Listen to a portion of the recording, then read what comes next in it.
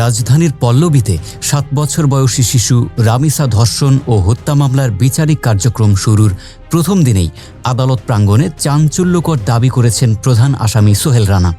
তিনি নিজেকে নির্দোষ দাবি করে মূল হত্যাকারী হিসেবে ডলার নামে এক রহস্যময় ব্যক্তির নাম সামনে এনেছেন। ফলে আলোচিত এই মামলায় তৈরি হয়েছে সম্পূর্ণ নতুন এক রহস্য। সোমবার সকালে কারাগার থেকে সোহেল রানা ও তার স্ত্রী স্বপ্না আক্তারকে ঢাকা মহানগর শিশু সহিংসতা দমন ট্রাইব্যুনালের বিচারক মশিউর সালেহিনের আদালতে হাজির করা হয়। আদালত অভিযোগ গ্রহণের আদেশ দিয়ে দুজন সাক্ষ্য গ্রহণের দিন ধার্য করেছেন। তবে গারদখানা থেকে আদালতে আনার পথে সাংবাদিকদের সামনে একের পর এক বিস্ফোরক দাবি করতে থাকেন সোহেল দাবি করেন, রামিসাকে গলা কেটে হত্যার মূল কাজটি ডলার নামে এক ব্যক্তিই করেছেন। সোহেলের ভাষ্য অনুযায়ী ডলার তাকে এই কাজের জন্য ২ লাখ টাকা দিয়েছেন এবং মিরপুর ১১ নম্বর তার বাড়ি। সে অত্যন্ত ধনী ও প্রভাবশালী ব্যক্তি। এ সময় সোহেল তার স্ত্রী স্বপ্না আক্তারকেও নির্দোষ দাবি করেন এবং ডিএনএ প্রতিবেদন সঠিকভাবে তৈরি হয়নি বলেও অভিযোগ তোলেন। তবে আসামিপক্ষের রাষ্ট্রনিযুক্ত আইনজীবী জানান, সোহেল তাকে কেবল নিজেকে নির্দোষ বলেছেন, ডলার বা অন্য কারো নাম তার কাছে উল্লেখ করেননি। রাষ্ট্রপক্ষের আইনজীবী বলেন, সোহেলের এই বক্তব্য ম্যাটার অফ ট্রায়াল, অর্থাৎ আদালতের সাক্ষ্য প্রমাণের ভিত্তিতেই সত্য মিথ্যা নির্ধারিত হবে। পল্লবী থানার ভারপ্রাপ্ত কর্মকর্তা জানান, রামিসা হত্যার তদন্তের পুরো সময় জুড়ে সোহেল কখনো ডলার নামের কারো কথা বলেননি। পুলিশের কোনো নথিতেও এই নামের কোনো উল্লেখ নেই।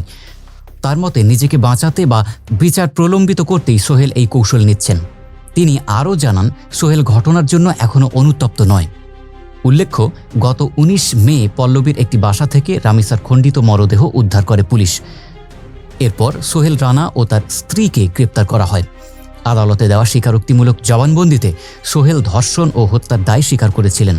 অভিযোগপত্রে সোহেলের বিরুদ্ধে ধর্ষণ ও হত্যা এবং তার স্ত্রীর বিরুদ্ধে প্রমাণ ধ্বংসে সহযোগিতার অভিযোগ আনা হয়েছে। মামলায় সাক্ষী করা হয়েছে রামিসার বাবা সহ মোট ১৮ জনকে। এখন প্রশ্ন একটাই, আদালত কক্ষ থেকে ভেসে আসা ডলার নামটি কি কেবল আত্মরক্ষার কৌশল, নাকি এর আড়ালে লুকিয়ে আছে আরও বড় কোনো সত্য? উত্তর মিলবে বিচারিক প্রক্রিয়ার পথ ধরেই।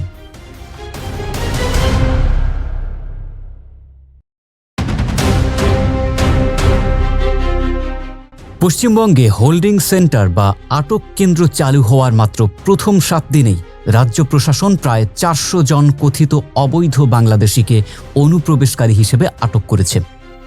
তাদের দ্রুত বাংলাদেশে ফেরত পাঠানোর প্রক্রিয়াও শুরু হয়েছে জোর কদমে। ভারতীয় সংবাদ মাধ্যম ইন্ডিয়ান এক্সপ্রেসের প্রতিবেদনে এ তথ্য উঠে এসেছে।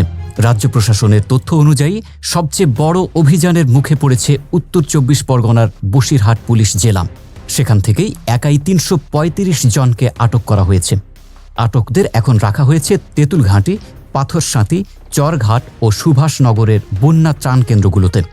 বসিরহাটের পাশাপাশি মালদা, মুর্শিদাবাদ, দক্ষিণ দিনাজপুর, বারুইপুর, বারাসাত, কোচবিহার, জঙ্গিপুর, কৃষ্ণনগর ও বনগাঁ পুলিশ জেলা থেকেও বহু মানুষকে আটক করা হয়েছে। প্রতিটি হোল্ডিং সেন্টারের নিরাপত্তা ব্যবস্থা ব্যাপকভাবে জোরদার করা হয়েছে। সার্বক্ষণিক নজরদারি ও অতিরিক্ত পুলিশ মোতায়েনের পাশাপাশি সংশ্লিষ্ট জেলা প্রশাসনগুলোকে বিশেষ নির্দেশ দেওয়া হয়েছে, যাতে পরিচয় যাচাই ও প্রত্যাবাসনের পুরো প্রক্রিয়া যত দ্রুত সম্ভব সম্পন্ন করা যায়। আটকদের মধ্যে রয়েছেন কেরালায় কর্মরত ৪ বাংলাদেশি শ্রমিকও। তারা প্রায় ৮ মাস আগে দালালের মাধ্যমে ভারতে প্রবেশ করে রাজমিস্ত্রির কাজ করে জীবিকা নির্বাহ করছিলের।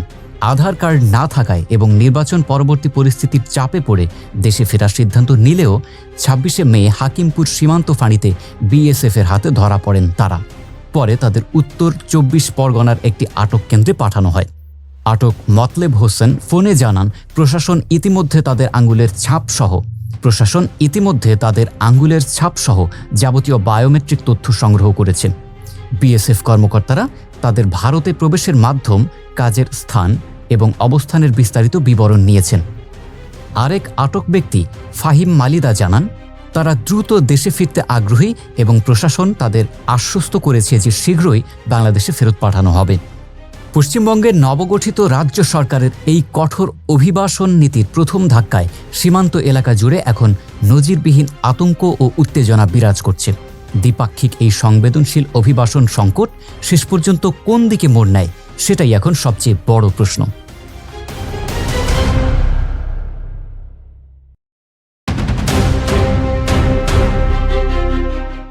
মৃত্যুদণ্ডের রায় মাথায় নিয়ে নিষিদ্ধ দলের নেত্রী হয়ে ভারতের মাটিতে বসে ঘোষণা দিলেন শিগগিরই দেশে ফিরছেন শেখ হাসিনা।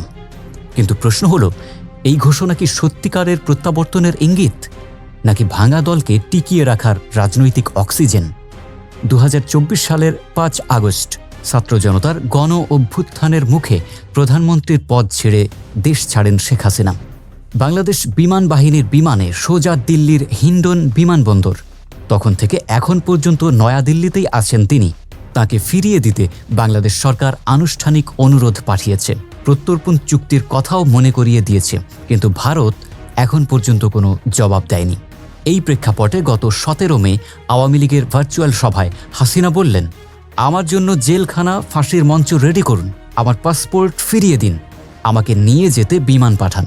কিন্তু বাস্তবতা হলো, এই মুহূর্তে তার কাছে পাসপোর্ট নেই। আন্তর্জাতিক অপরাধ ট্রাইব্যুনালে মানবতাবিরোধী অপরাধের মামলায় মৃত্যুদণ্ড হয়েছে তার। দেশে রয়েছে আরও শতাধিক মামলা, দল নিষিদ্ধ। তাহলে ফিরবেন কিভাবে? ভারতীয় গণমাধ্যমকে দেওয়া সাক্ষাৎকারে হাসিনা বললেন, এই বিচার বৈধ নয়। 1973 সালে যে ট্রাইব্যুনাল তৈরি হয়েছিল যুদ্ধাপরাধীদের বিচারের জন্য, সেখানে 4টি অধ্যাদেশ জারি করে 37টি পরিবর্তন এনে তার বিরুদ্ধে মামলা সাজানো হয়েছে। এই রায়কে তিনি বললেন প্রতিশোধ। আর ফেরার সিদ্ধান্ত ভারতের পরামর্শে কিনা, এই প্রশ্নে সরাসরি জবাব দিলেন, কখন কিভাবে দেশে ফিরব সেই সিদ্ধান্ত একান্তই আমার।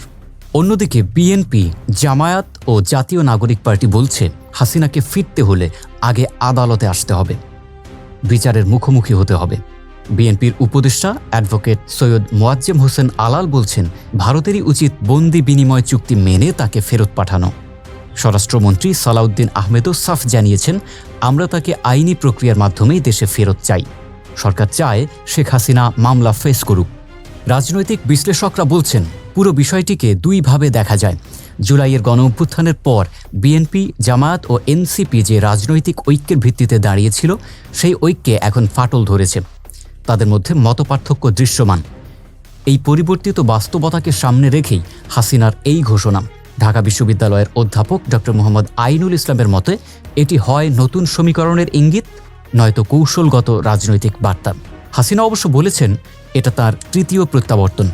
1981 সালে সামরিক সরকারের রক্তচক্ষু উপেক্ষা করে ফিরেছিলেন, 2007 সালে জরুরি অবস্থার মধ্যে ফিরেছিলেন, এবারও ফিরবেন। কোনো রায় বা ষড়যন্ত্র তাকে আটকাতে পারবে না।